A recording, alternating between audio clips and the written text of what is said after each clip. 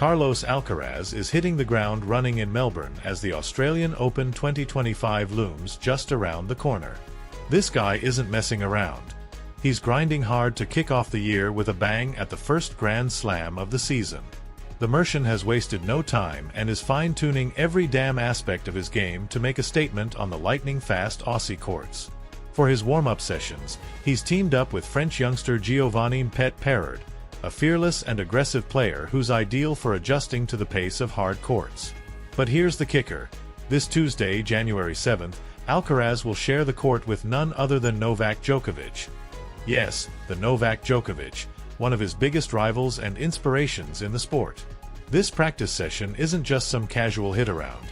It's going to be a high-stakes chess match with rackets, as both players fine-tune their strategies and dial in for the tournament. Could this be a sneak peek at a future showdown in the draw? Maybe. Hell, it's bound to be intense either way. Alcaraz, who's already cementing himself as one of tennis's brightest stars, is laser-focused on adapting to the unique conditions of the Australian Open. For him, this tournament is a golden opportunity to flex his growth and keep carving his name into the sport's history books. Meanwhile, Djokovic, who's practically a wizard on these courts, isn't showing up just to hand out participation trophies. He's out to prove, once again, why he's the man to beat. What do you make of this power-packed training session between Carlos Alcaraz and Novak Djokovic? Could it be a sign of what's to come in this year's Australian Open? Drop your predictions, folks. We want to hear them. Alcaraz has been grinding like crazy during the off-season, tweaking his game to bring an even more aggressive edge to his play. It's all about dominating those hard courts, which were a bit of a weak spot for him last season. Sure, the kid crushed it on clay and grass. He snagged titles at Roland Garros and Wimbledon like it was no big deal. But when it came to the faster surfaces, things didn't quite click. He managed to bag wins in Indian Wells and Beijing, which, let's be real, is impressive as hell. But for someone gunning for that elusive world #1 crown, it wasn't enough. And speaking of Indian Wells, let's not kid ourselves. That tournament's slow-ass conditions are more like clay than a proper hard court. Beijing, on the other hand, now that's a speed demon's playground, and winning there was a proper flex. But if Alcaraz wants to conquer the likes of the Australian Open or the US Open, he needs to bring that same fire consistently. The Australian Open, kicking off Sunday, January 12th, is a massive target for Alcaraz this year. It's the only Grand Slam missing from his collection, and if he pulls it off, he'll become the youngest player in history to complete the career slam, stealing that honor from Rafa Nadal, who did it at 24, 3 years older than Alcaraz is now. So, what's the plan? Aggression. Baby. During the off-season, Alcaraz has been working on cranking up his offensive play. According to Marca, the Mercian has even made a bold move with his racket, adding a whole 5 grams of extra weight.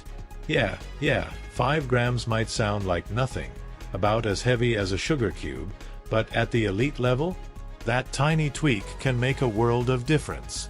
Alcaraz's racket, at just 308 grams, unstrung and without grip, is one of the lightest in the circuit.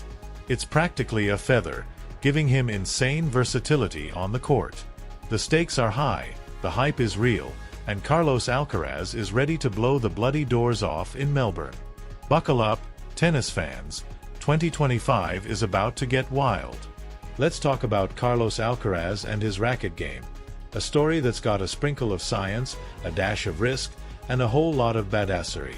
See, when you're a tennis prodigy like Carlitos, you don't just hit the ball, you freaking own it. But there's a catch.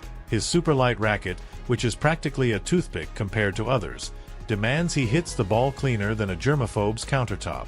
If he doesn't, that ball is flying out of bounds faster than you can say, "What the hell just happened?" Once his racket is strung and gripped, it clocks in at around 330 grams. That's still on the lighter side for pros, but here's the kicker. He's added 5 extra grams of lead tape to the inside of the frame. And no, that's not just a fancy DIY project. That tiny bit of weight gives his shots extra punch, especially on his serve and returns, turning his racket into something closer to a damn sledgehammer.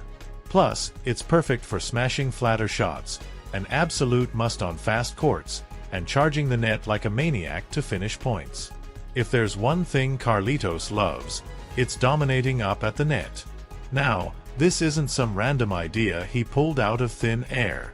Nadal, the OG tennis beast, used a similar tactic back in the day to beef up his serve. The difference? Nadal slapped the extra weight on the tip of his racket, while Carlitos has focused on the neck. It's like tuning a car, different tweaks for different speeds. And speaking of serves, that's another area where Alcaraz has been putting in some serious sweat equity. One of the weaker parts of his game early on was, without a doubt, his serve. It's like having a Ferrari with a busted ignition. Not ideal, right? Last summer, he started revamping his technique, ditching his old double pump motion for something more streamlined. Instead of stopping twice when pulling his racket back, he's now executing it in one smooth, badass gesture. It's sleek, efficient, and sets him up to crank out more consistent bombs from the baseline. Now that his racket is tuned and his serve is locked in, Alcaraz is officially ready to take on his first opponent down under. The guy's wrapped up his off-season training in Spain and is hitting the ground running in Australia, armed with a battle plan that's all about domination. This marks the start of a brand new season for the Merchant sensation, and it's safe to say the stakes are higher than ever. Between his revamped gear, improved technique, and hunger to wreck his competition, Carlitos is ready to turn heads and rack up wins. Get ready, tennis fans, 2025 is about to get a whole lot louder, and Alcaraz is leading the charge. The Merchant maestro, Carlos Alcaraz, and his on-court nemesis-turned-ally Jannik Sinner have taken an unconventional, ballsy route leading up to the Australian Open 2025. Unlike the rest of the tour's usual suspects, these two daredevils have ditched all pre-tournament events. Instead, they're diving straight into the chaos of the year's first Grand Slam, where Alcaraz enters as the third seed. No pressure, right? Carlitos has his training schedule locked and loaded, knowing damn well he'll have to tango with Melbourne's infamous Hellfire Heat. His first session is set for Monday, January 6th, at 3:30 p.m. local time. Basically the butt crack of dawn back in Spain, 5:30 a.m., for those keeping score. His sparring partner? The rising French powerhouse, Giovanni Mpet Perricard, who'll probably be looking to snag a few bragging rights against the tennis prodigy. What remains a mystery for now is who Alcaraz will face in his official opener or when exactly that showdown will take place. What we do know is the treacherous path he might have to navigate to reach the final, a destination he's got tattooed on his brain. Here's the deal. In the 64-player singles draw, being a seeded player has its perks. For one, you're safe from running into the big guns until at least the third round. But after that, it's a free-for-all bloodbath. The top 8 seeds are set to clash with those seeded 25 to 32, while seeds 9 to 16 might end up squaring off against their counterparts seeded 17 to 24. Translation: the real slugfests begin around the third round, when players like Mpet Perricard, Holger Rune, or some dark horse nobody saw coming could throw a wrench in the plans of favorites like Alcaraz, Sinner, or Djokovic. And let's be honest, come the quarterfinals, the one guy everyone's trying to dodge is Novak freaking Djokovic. That man's practically Melbourne royalty, with the trophies and swagger to prove it. Fresh off the plane at Tullamarine Airport, Alcaraz and his entourage have already settled into their Aussie digs, the swanky Crown Towers. This isn't just a hotel, it's a bloody palace that's hosted legends like Rafael Nadal and Roger Federer. Think heated pools, tennis courts, gourmet sushi joints, and a casino that's probably funded half of Melbourne. The Champs Suite overlooks the Yarra River and sits just a stone's throw from Melbourne Park. 15 minutes if you walk, 5 if you've got a lead foot behind the wheel. As Alcaraz preps to make his mark, we're here at Tennis Extra bringing you every juicy detail, analysis, and exclusive insight into the world of tennis. If you're as obsessed with the sport as we are, hit that subscribe button and smash the like.